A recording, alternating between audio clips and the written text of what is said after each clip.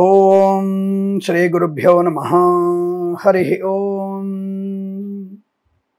లక్ష్మీం క్షీరసముద్రరాజతనయాం శ్రీరంగదామేశ్వరీం దాసీభూత సమస్తదేవవనితాం లోకైకదీపాంకురాం శ్రీమన్మందకటాక్షలబ్ధైభవత్ బ్రహ్మేంద్ర గంగాధరాం త్వాం త్రైలోక్యకుటుంబినీం సరసిజాం వందే ముకుంద ప్రియాం. అందరికీ నమస్కారం.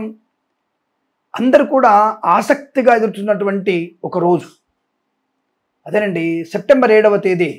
అందరికీ తెలిసిన విషయమే, చంద్రగ్రహణము, రాహుగ్రస్తాస్త చంద్రగ్రహణం. మరి ఈ గ్రహణ సమయంలో ఒక్కొక్కళ్ళు తిరిగి చెప్తున్నారు, స్వామి ఏమిటి దీని పరిస్థితి అంటే మనకి తెలుగు రాష్ట్రాల్లో 2 నిమిషాలు అటు ఇటుగా, ఎందుకు సూర్యోదయాన్ని బట్టి చంద్రోదయాన్ని బట్టి మాత్రమే గ్రహణ సమయాలు ఉంటాయి. కాబట్టి మనకి ఏలూరు వైపు గుడివాడ వైపు వాళ్ళకి ఒక 2 నిమిషాలు తక్కువగా ఉండవచ్చు, ఎక్కువగా ఉండవచ్చు, అంతే తప్ప సమయం నిర్దిష్టంగా అదే సమయం. అలాగే కొంతమంది ఈ మధ్య ఈ ఫేక్ జ్యోతిష్కులు ఎక్కువైపోయి గ్రహణం రోజు వచ్చేయచ్చు ఇచ్చేయచ్చు అని చెప్తూ ఉంటారు. కొన్ని ఆచారాల్లో జుట్టు విరబోసుకుని ఉండాలని చెప్తుంటారు. దయ్యాలాగా జుట్టు విరబోసుకుండాల్సిన అవసరం లేదు. జుట్టు ముడవేసుకొని మధ్యాహ్నం లోపల జుట్టు ముడవేసుకుంటే చాలు. మరి గ్రహణ సమయం ఎప్పుడు ఇంతకు ఒక్కొక్కరు ఎవరొక చెప్తారు. ఎవరు చెప్పారండి? అందరూ ఒకేలా చెప్తారు. దీనికి సైంటిస్టులు ఎదురు చూస్తున్నారు. ఈ గ్రహణ సమయంలో వాతావరణం ఎలా ఉంటుంది, గురుగ్రహం ఎలా ఉంటుంది, చంద్రుడు ఎలా ఉంటాడు, రాహు యొక్క ప్రభావం ఎలా ఉంటుంది, రాహు యొక్క ఛాయాగ్రహం వల్ల చంద్రుడు సూర్యుడికి ఎలా ఉంటారు, మార్పులు ఏమొస్తాయి, సముద్రాలపైన వచ్చేటువంటి ఆటుపోట్లు ఏమిటి, వీటన్నిటిని పరిశీలించడానికి పరిశోధించడానికి చాలామంది ఉంటారు మనకి. కాబట్టి ఆస్ట్రోనామీ ఎప్పుడు తప్పు చెప్పట్లా, కానీ ఆస్ట్రోలాజికల్గా వచ్చింది ఆస్ట్రోనామీ. ఇప్పుడు మీరు పురాణాలు చెప్పినట్టుగా పెద్ద పెద్ద సైంటిస్టులు కూడా జ్యోతిష్య శాస్త్రంలో చెప్పబడినటువంటి విషయాలు తీసుకొని మేము ఈ యొక్క ఆస్ట్రోనామీని, గ్రహాలని పరిశోధన చేస్తున్నామని చెప్పినటువంటి పెద్ద పెద్ద సైంటిస్టులు ఉన్నారు. ఇది గుర్తుపెట్టుకోండి. అందుకే నా శాస్త్రాన్ని ఏదో ఎట్లా మాట్లాడడానికి కుదరదండి. కాబట్టి నా శాస్త్రం సనాతనమైనది, నిత్య నూతనమైనది, సమున్నతమైనది. నీ శాస్త్రం నా శాస్త్రంలోంచి పుట్టింది మాత్రమే. కాబట్టి ఇప్పుడు శాస్త్రాల్ని ఈ యొక్క వైదిక గ్రంథాలలో ఋగ్వేదంలో ఉన్నటువంటి విషయాల్ని, సామవేద అధర్వణమైనటువంటి విషయాన్ని అందరూ కూడా వెలికి తీసి యుద్ధనీతి ఏమిటి, యుద్ధ నైపుణ్యం ఏమిటి, ఆయుధాలు ఎలా తయారు చేయాలి, మంత్రతంత్రం ఏమిటి, యజ్ఞయాగాలు ఏమిటి, మంచి ఎలా ఉపయోగించాలి అనే విషయాల్ని లోక కళ్యాణం కొరకు ఒక్కొక్కటిగా ఈ అమ్ముల పొదిలోంచి కొన్ని ఆయుధాలు బయట తీస్తున్నాం మేము కూడా. జరుగుతుంది, అది జరుగుతోంది కొద్దిగా. అది ఇంకో 50 ఏళ్ళు పట్టవచ్చు. పరిశోధన అంటే 2 రోజులు అయిపోయేది కాదు. నువ్వు ఆ పండుని చెట్టు నుంచి పండు కింద పడని తెలుసుకోవడానికే 30-40 ఏళ్ళు పట్టేది నీకు గురుత్వాకర్షణ శక్తి గురించి. బట్ ఈ గురుత్వాకర్షణ ఎప్పుడు ఉందని చెప్పేసి వరాహమీరుడు ఎప్పుడో చెప్పాడు. నువ్వు పుట్టినటువంటి సైంటిస్ట్ కంటే ముందే గురుత్వాకర్షణ కూడా చెప్పాం. గ్రహము అంటే అది అర్థం. గ్రహం అంటే గ్రహించగలిగినది, అంటే గురుత్వాకర్షణ శక్తి ఉన్నదని అర్థం. అంత తెలియకుండా ఎలా చెప్పుకున్నారా మీరు, ఎలా చదువుకున్నారా మీరు? అందుకే మీరు వెనక్కి కూడా వెళ్ళాలి. సిఈ, బీసీ కాదు, సిఈకి వెళ్ళాలి మీరు. ఇంకా కానీ అలా సిఈ కాలంలోకి వెళితే, అంటే -1100 సంవత్సరాలకు వెళితే మన శాస్త్రము, మన సాంకేతికత అని తెలిసిపోతాయి మనకి. సరే, ప్రస్తుతాంశంలో మనకి 7/9/2025 ఆదివారం రోజున రాత్రి సమయంలో రాహుగ్రస్తాస్త చంద్ర సంపూర్ణ చంద్రగ్రహణం ఉంటుంది. ఇది భారతదేశం అంతా కనబడుతుంది. అమెరికాలో కొంత భాగంలో, లండన్లో కొంత భాగంలో కనబడుతోంది. కాబట్టి ఆస్ట్రేలియాలో కనబడుతోంది. కాబట్టి దాదాపుగా భూపరితలం మీద 30% వరకు అన్ని దేశాలకి కనబడే అవకాశం స్పష్టంగా ఉంటున్నది. ఈ విషయాన్ని గమనించుకోండి. రాత్రి ఏ సమయంలో 9:57 గ్రహణ ప్రారంభమై 1:27 వరకు గ్రహణం యొక్క నిడివి, అంటే 127కి గ్రహణం మోక్షకాలము. గ్రహణ ప్రారంభం 9:57కి, గ్రహణ అంతకాలం 1:27. మొత్తంగా ఈ గ్రహణం యొక్క ప్రమాణ సమయం 3 గంటల 10 నిమిషాలు.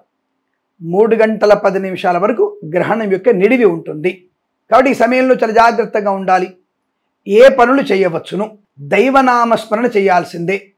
శ్లోకం చదువుకుంటావా, ఇంకేదైనా సహస్రనామ పాలన చేస్తావా, నీకు ఉపదేశించిన మంత్రాలు చదువుకుంటావా, ఏదైనా సరే ఈ 3 గంటల 10 నిమిషాలు నీకు ఓపికన్నంత వరకు తప్పకుండా చదువుకోవడం మంచిది. ఓపిక ఏంటి? తప్పకుండా చదువుకోవాలి. నువ్వు ఓపిక అంటే తప్పకుండా చదువుకోవలసినవి మంత్రోచ్చరణ, భగవన్నామస్మరణ, నిశ్శబ్దంగా ఉండడం, ధ్యానం చేసుకోవడం, ధ్యానంలో పరమాత్ముని దర్శించేటువంటి ప్రయత్నాన్ని చేయాలి.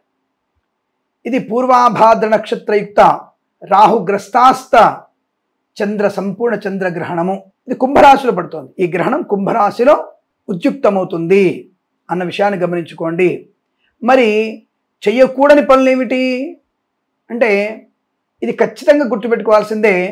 గర్భిణీ స్త్రీలు మాత్రం మలమూత్ర విసర్జనకి వెళ్ళవచ్చును. ఇతరులు షుగర్ వ్యాధిగ్రస్తులు, రోగగ్రస్తులు, అశక్తులు మలమూత్ర విసర్జనకి వెళ్ళవచ్చును.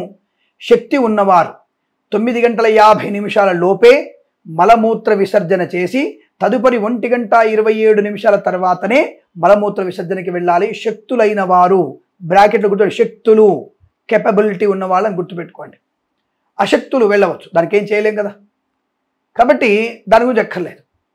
గర్భిణీ స్త్రీలు గోళ్ళు గిల్లుకోవడం, జడ విరబోసుకోవడం, చిక్కులు తీసుకోవడం, నేను కావాలని ఈ టైంలో మాంసం ముక్క తింటున్నా, నాకు పలానా మధ్యలో గుడ్డు పెట్టాడు ఒకడు, ఆ గుడ్డు తీసుకొని తింటున్నా నేను అని చెప్పే సూడో నాస్తికుల మాటలు నమ్మకండి.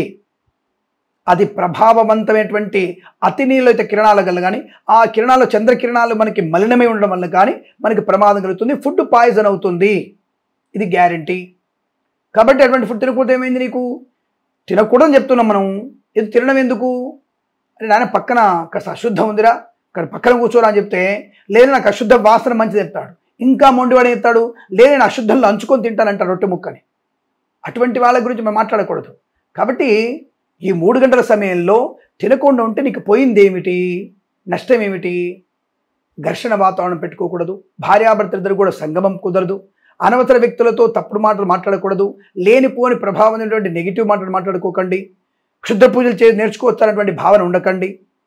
ఏదైనా వీలైతే ఏదైనా క్షేత్రంలో, అంటే ఇప్పుడు మనకి ఈ వాయులింగం కాబట్టి మనకి స్వామివారు మనకి ఎక్కడ శ్రీకాళహస్తిలో అక్కడ హోమాలు జరుగుతాయి. రుద్రహోమం కానీ లక్ష్మీ హోమం కానీ చేసుకోవచ్చు, నో ప్రాబ్లం. దానివల్ల ఎటువంటి ఇబ్బంది లేదు. కానీ తప్పకుండా మీరు అటువంటి భగవంత్ కృపాకటాక్ష నిమిత్తమై పనులు చేయండి.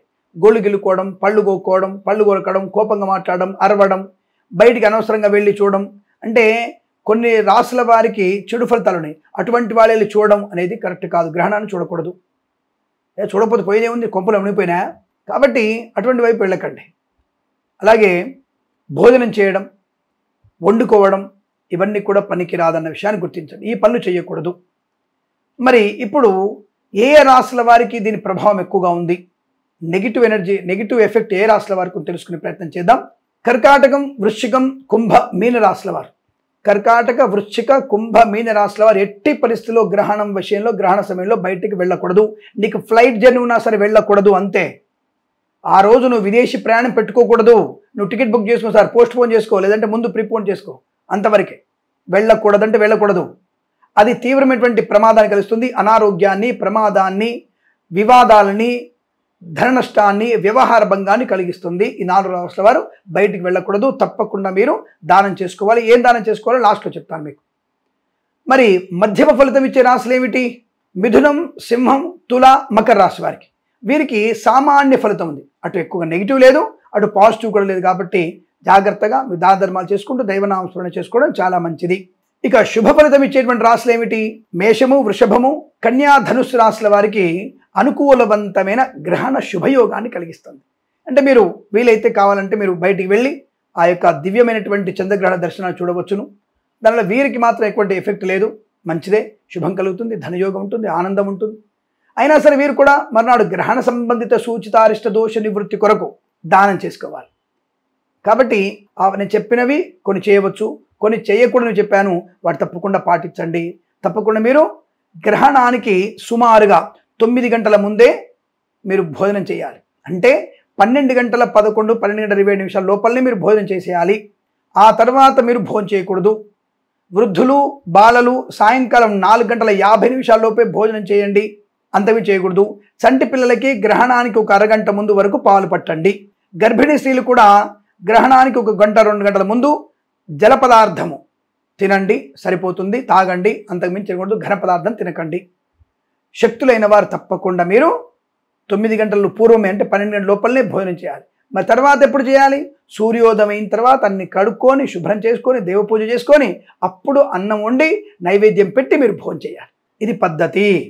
దీన్ని ఎట్టి మీద విస్మరించకూడదు, అనవసరంగా విమర్శించకూడదు. ధర్మం చెప్పింది ఫాలో అవడం అంతవరకే, దానివల్ల నష్టమేం లేదుగా. అర్ధరాత్రి నువ్వు చేసే పనులు లేవుగా. మిడ్ నైట్ బిర్యానీ తినడం ఎందుకు, మిడ్ నైట్ డ్రింకులు ఎందుకు, పనికి మాలిన పనులు కాక ఫుడ్ పాయిజన్ అయ్యి ప్రమాదంలో పడతావు, జాగ్రత్త.